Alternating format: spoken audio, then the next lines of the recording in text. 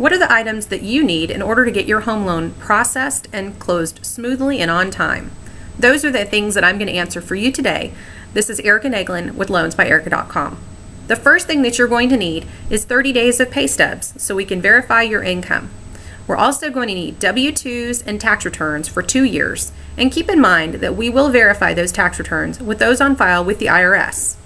We will also need 2 months of bank statements, all pages, for all accounts. That includes your 401k or IRA statements. And if it is a retirement account, we also need terms of withdrawal. That's sort of a new thing with lending these days because we have to verify how and when you can get those funds out if they're needed. That is something you're probably going to need to go online to get with, say, Fidelity or whoever your administrator is of your 401k, possibly even your Human Resources Department for help. If you're military, we're going to need your DD-214 and your statement of service, depending if you're active duty or if you're out of the military.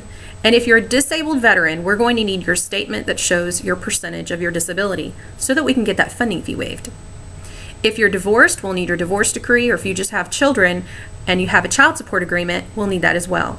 If you're using the income for qualification from child support income, we'll need 3 to 12 months of printouts to show that you receive the income consistently. Typically, that is in the form of an Attorney General printout. If you're in the middle of bankruptcy or have filed a bankruptcy in the last 7 years, we'll need a copy of your bankruptcy filing papers, all the pages, and the discharge document. That's because the discharge and the filing documents have important information on there that we can compare to your credit report and make sure it's accurate. And if you're in the middle of a bankruptcy, we need court permission for you to buy a house. We can get to that step when it's time, when you're under contract for a home. We'll also need a copy of all of the borrower's driver's license and social security cards to ID you. And on a government loan, for example, FHA or VA or USDA, we will need a copy of even your non-purchasing spouse's card and driver's license so that we can verify their identity as well. We also need to do things like letters of explanation for things like on your credit report that might be derogatory or negative.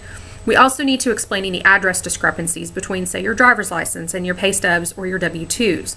It's a simple explanation, but explanations go a long way for an underwriter. So everything that we can explain up front avoids questions later.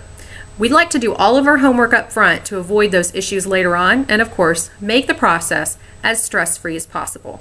If you have any questions, go ahead and email me at erika@loansbyerica.com, and certainly you can always call. My information is down below.